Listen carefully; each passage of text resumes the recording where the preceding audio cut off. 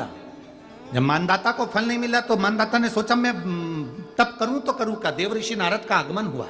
देव ऋषि नारद ने कहा अगर तुम्हें तप करना और उसका फल चाहिए तो तुम काशी चले जाओ। मानधाता काशी गए, काशी में बैठकर तप करने लगे।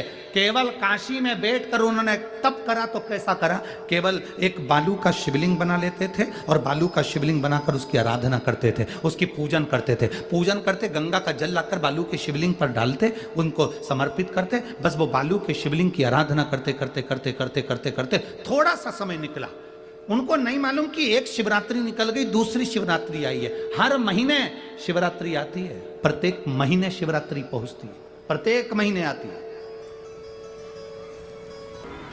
भगवान की भक्ति को धारण करिए।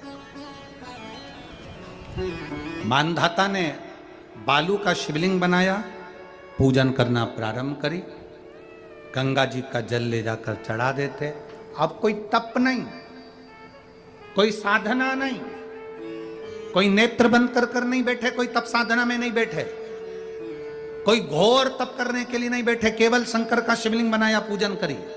साल में एक दिन सावन के महीने में जो शिवरात्रि आती है, हम भी टीवी के माध्यम से, सोशल मीडिया के माध्यम से आप सबके घर में पार्थिव शिवलिंग का निर्माण करवाते हैं। उसका कारण केवल इतना है कि हम पूरी जिंदगी तप नहीं कर पाते, पूरे साल व्रत नहीं कर पाते, साधना नहीं कर पाते, तो कम से कम सावन के महीने की शिवरात्रि पर जब अपने घर में मिट्टी का शिवलिंग बनाकर पूजन करते हैं तो हमें तप और साधना का पूरा फल प्राप्त हो जाता है।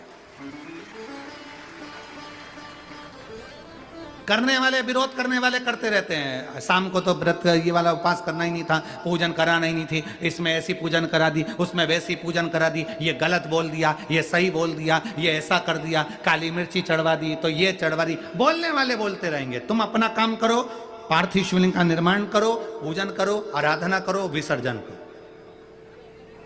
आग लगे बस्ती में, जम के बोलो जरा अपन रहो क्या, किसको रोइए, चादर तान के सो।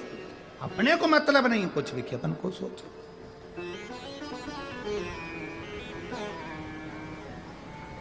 अपनी जिंदगी का सार्थकता सिद्ध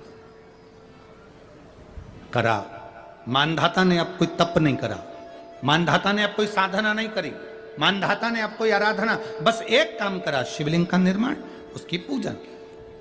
आपसे भी निवेदन करते हैं, समय मिला करें, हफ्ते 2 हफ्ते में गमले के अंदर ऐसी मिट्टी को उठा लो शिवलिंग जैसी और जल चढ़ाकर पूजन करके वहीं विसर्जन कर दो। उसी गमले में, उसी मिट्टी को वहीं विसर्जन करो।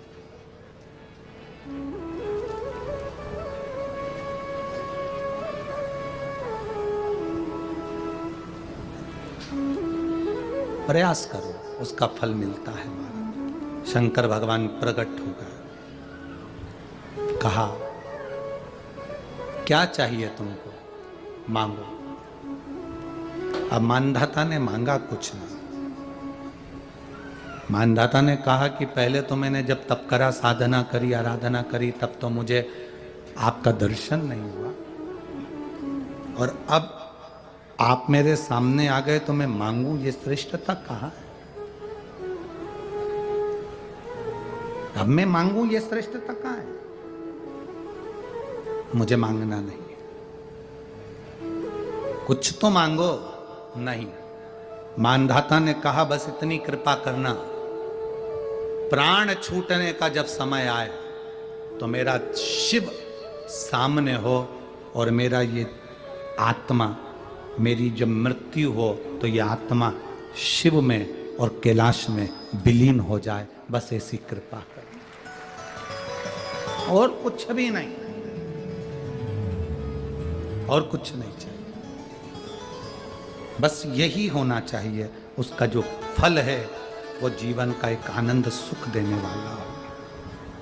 हमने कथा में कहा था शुरू में, माता क्या होती है? निर्माता। आप माता हो, आप निर्माता हो। अपने बच्चे के हाथ में 1 लोटा जल लेकर मंदिर भेजने की जवाबदारी तुम्हारी है। अपने बच्चों के मुख से श्री शिवाय नमस्तुभ्यम निकलवाने की जवाबदारी तुम्हारी है, कोई दूसरा नहीं निकलवा।